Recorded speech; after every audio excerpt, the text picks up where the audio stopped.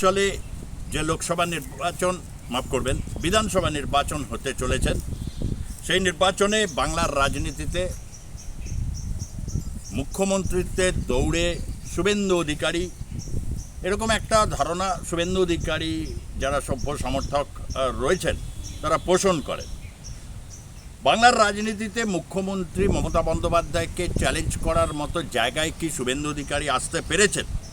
আপনারা এই বিষয়টাকে নিয়ে যদি চর্চা করেন তাহলে বুঝতে পারবেন নির্বাচনের অন্তত 2 মাস আগেই টের পাওয়া যায়, আপনাদের সকলের পক্ষে এটা সম্ভব হবে। আমি এই নিয়ে বিস্তারিতভাবে যাব না, কিন্তু যেটা আমি বলতে চাইব, এই মুহূর্তে বাংলার যে রাজনীতির যে ক্যারেক্টার বা তার যে এখন যে বাইপোলার চরিত্রটা তৈরি হয়ে রয়েছে, সেখানে বলা যেতে পারে বরং শুভেন্দু অধিকারী বনাম অভিষেক বন্দ্যোপাধ্যায় বা অভিষেক বন্দ্যোপাধ্যায় বনাম শুভেন্দু অধিকারী। কার্যত তৃণমূল কংগ্রেসের যে সাংগঠনিক ক্ষমতা, তার যে শক্তি এবং যে ন্যারেটিভ নিয়ে তারা এখন লড়াই করছে, সেখানে তৃণমূল যুব যারা রয়েছেন বা যারা ছাত্র রয়েছেন তাদের একটা গুরুত্বপূর্ণ ভূমিকা রয়েছে এবং সেখানে অবিসংবাদিতভাবে এই মুহূর্তে অভিষেক বন্দ্যোপাধ্যায়কে তারা পছন্দ করছেন। পূর্ব মেদিনীপুরের মাটিতে দাঁড়িয়ে রয়েছি এবং সেখানে কাথি, দীঘা বা শঙ্করপুর, এই যে একটা বিস্তৃত অর্থনৈতিক প্রাণকেন্দ্র রয়েছে, সেখানে কে এগিয়ে রয়েছে বা এই যে কেন্দ্রটি তমলুক এবং কাথি, এই যে দুটি লোকসভা কেন্দ্রের মধ্যে যে বিধানসভা কেন্দ্রগুলো পড়ছে, সেই বিধানসভা কেন্দ্র পরিস্থিতি কতটা, কেননা পূর্ব মেদিনীপুর, নদিয়া, এই দুটো যে জেলা, এই দুটো জেলা বিজেপির কাছে অত্যন্ত গুরুত্বপূর্ণ জেলা। ঠিক যেমনভাবে দক্ষিণ 24 পরগনা, উত্তর 24 পরগনা তৃণমূল কংগ্রেসের কাছে গুরুত্বপূর্ণ জেলা। সেই জেলায় স্বাভাবিকভাবে এখনও পর্যন্ত যে পরিস্থিতি রয়েছে, সেই পরিস্থিতির মধ্যে ভোটের বাক্সে শুভেন্দু অধিকারীকে কেউ কেউ এগিয়ে রাখছেন বিভিন্ন জায়গায়। যেমন ধরা যাক এই যে শঙ্করপুর, এই যে জায়গাটা, এই জায়গাটা মৎস্য বন্দর হিসাবে বিখ্যাত। এই সমস্ত জায়গায় যে মৎস্য ব্যবসার যে প্রাণ কেন্দ্র, শঙ্করপুর মৎস্য বন্দরটাকেই যদি আমরা দেখি, 1980 সালে সেখানে বন্দর তৈরি হয়েছিল। সময়টা ছিল বামফ্রন্ট সরকার, জ্যোতি বসু উদ্বোধন করেছিলেন।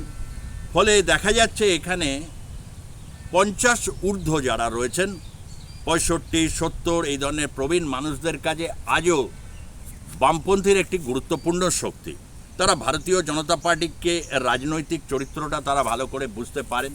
সেই রাজনৈতিক চরিত্রটা বোঝার ক্ষেত্রে আমরা যদি দেখি যে সেখানে এখনও বামেদের প্রতি তাদের একটা সহানুভূতি, ভালো কাজগুলোকে নিয়ে পর্যালোচনা, সেগুলো রয়েছে। 77 থেকে 87 বা আর 3 বছর যদি এক্সটেনশনে 90 অবধিও ধরি, তখন অনেকগুলো এই কোঅপারেটিভ বলুন বা যে সমস্ত কৃষি, এই সমস্ত ক্ষেত্রগুলোতে বামেদের একটা সাফল্য তৈরি হয়েছিল। বিভিন্ন জায়গায় মৎস্যজীবী যে সমিতিগুলো তৈরি হয়েছিল, কোঅপারেটিভসগুলো তৈরি হয়েছিল, আজ সেগুলো হচ্ছে বিরাট অর্থনৈতিক উৎস কেন্দ্র। এই অর্থনৈতিক উৎস কেন্দ্রে তৃণমূল কংগ্রেস সরকারে রয়েছে, ফলে একটা সরকারে থাকার যে অ্যাডভান্টেজটা রয়েছে সেটা তৃণমূল কংগ্রেসের উপর যায়। এবং যখন ভোটের প্রশ্নটা আসছে, বিগত 2019 সালের লোকসভা নির্বাচনে দেখা গেছে এই ট্রেন্ডটা খুব জোরালোভাবে এসেছে। 21-এ দেখা গেছে, 24 সালেও দেখা গেছে যে ভারতীয় জনতা পার্টি একটা বড় অংশের যে ভোট, সেই ভোটটাকে তারা পাচ্ছে। যে ভোটের একটা বড় অংশ হচ্ছে সিপিআইএমের ভোট বা বামফ্রন্টের ভোট ছিল। এখানে সিপিআইএম এবং সিপিআই শক্তিশালী ছিল বরাবরই। তার কারণ হচ্ছে পাঁশকুড়া থেকে একসময় গীতা মুখার্জি জিততেন সিপিআইয়ের, তারপর লোকসভাতেও ছিল। 2019 সালে এই পূর্ব মেদিনীপুর ছিল হচ্ছে একেবারে ওয়াটারলু হয়ে দাঁড়িয়েছিল হচ্ছে বামেদের কাছে। বিপুল পরাজয় হয় পূর্ব মেদিনীপুর জেলা, মেদিনীপুর, আমি পশ্চিমকেও ধরে নেব এই ক্ষেত্রে, মেদিনীপুরের পশ্চিম অংশ এবং দক্ষিণ 24 পরগনায়। দক্ষিণ 24 পরগনায় তৃণমূল কংগ্রেস তার রাজনৈতিক অবস্থান কনসলিডেট করেছে এবং ডায়মন্ড হারবারে গেলে সেখানে ম্যাগনিফাইং গ্লাস দিয়ে বিরোধীদের খুঁজতে হবে।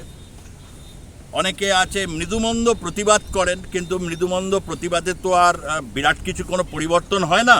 পরিবর্তন হতে গেলে একটা জোরালো একটা ন্যারেটিভ লাগে। সরকারের বিরুদ্ধে অনাস্থাটা খুব জোরালো হতে চায়। এইখানে মমতা বন্দ্যোপাধ্যায়ের একটা ট্রাম্প কার্ড অবশ্যই কাজ করেছে। তার কারণ দীঘা, শঙ্করপুর, এই যে মৎস্য কালচার, পিসি কালচার যেটাকে বলি, পিসি কালচার, সেটা অনেকটাই চেঞ্জ হয়ে গেছে, কনভার্ট করে গেছে সেখানে। এবং কনভার্সানটা মানে হচ্ছে ওটা ছেড়ে সবাই ওখানে চলে এসছে, আমি ওইটা বলছি না। ডাবল বা ট্রিপল ইনকামের দিকে এখানকার জনগোষ্ঠী যাচ্ছে, এবং যেটা যুব সম্প্রদায়কে ঘিরে। তার কারণ এখানে তৈরি হয়েছে, আপনারা জানেন, জগন্নাথ ধাম। অদূরেই জগন্নাথ ধাম, অনেকটা এখান থেকে প্রায় ধরে নিন 14 কিলোমিটার দূরে। এবং এই জায়গা থেকে একটা বড় পরিবর্তন হয়েছে, এবং সেখানে দেখতে পাওয়া যাবে, গেলে আপনারা যে কেউ এলে বুঝতে পারবেন, এখানে কিন্তু শুভেন্দু অধিকারীর সাথে সমানে কিন্তু অভিষেক বন্দ্যোপাধ্যায়ের জনপ্রিয়তা টেক্কা দিচ্ছে। এখানে শুভেন্দু অধিকারী এগিয়ে থাকলেও কিন্তু লক্ষণীয়ভাবে দেখতে হবে যে পূর্ব মেদিনীপুর, যেটা শুভেন্দু অধিকারীর গড় বলা যেতে পারে কাঁথি বা জায়গা থেকে, সেখানে কিন্তু দ্রুত কিন্তু অভিষেক বন্দ্যোপাধ্যায়ের জনপ্রিয়তা বৃদ্ধির লক্ষণ মানে কিন্তু হচ্ছে বিজেপির কাছে কিন্তু একটা অ্যালার্মিং হতে পারে পূর্ব মেদিনীপুর, যদি না তারা এই বিষয়টাকে নিয়ে করতে পারে। এবং আপনারা দেখতেই পাচ্ছেন এখানে সমুদ্র, এবং 2024 সালে এখানে যে ব্যাপক বন্যাটা হলো, প্রচুর জলোচ্ছ্বাস, প্রায় 20 ফুটের মতো জলোচ্ছ্বাস হয়েছিল, জল স্টে করেছিল, যে কারণে হচ্ছে একটা ভাঙনের চিত্র পরিষ্কার দেখা যাচ্ছে। এমনকি শঙ্করপুর মৎস্য বন্দরও পর্যন্ত ক্ষতিগ্রস্ত হয়েছিল। এই ক্ষতিগ্রস্ততা একদম সেটা গিয়ে গেছে, এবং এই ভাঙনটা কিন্তু একটা লক্ষণীয় বিষয়, একটা সতর্কবার্তা পৌঁছে দিয়ে, যে সমুদ্রের কিনারা বরাবর তাজপুরে এখন আপনারা অনেকেই গেলে দেখতে পাবেন যে হোটেলগুলো বা রিসোর্টগুলোর খুবই দৈন্যদশার মধ্যে পড়েছে। বারবার হাইকোর্ট, পরিবেশ, গ্রিন বেঞ্চ সতর্ক করেছিল, সতর্কবার্তা না শুনে দেদার তৈরি হচ্ছে, তারা একটা ক্ষতির সম্মুখীন হয়েছে। যে ক্ষতিটা অনেকটা ভরপাই হচ্ছে অবশ্যই জগন্নাথ ধামকে কেন্দ্র করে, তার যে আর্কিটেকচার, এবং সেখানে কিন্তু একটা, যে যাই বলুক, বিভিন্ন প্রশ্ন, ভারতীয় জনতা পার্টি প্রশ্ন তুলেছে মন্দিরে যে কেউ কেন ঢুকবে, সে বিতর্ক এখনও চাপা স্বরে আপনারা অনেকেই শুনতে পাবেন, গেলে যে কেউ মানুষই বলে বা যে কোনো আলোচনায় এটা উঠে আসে।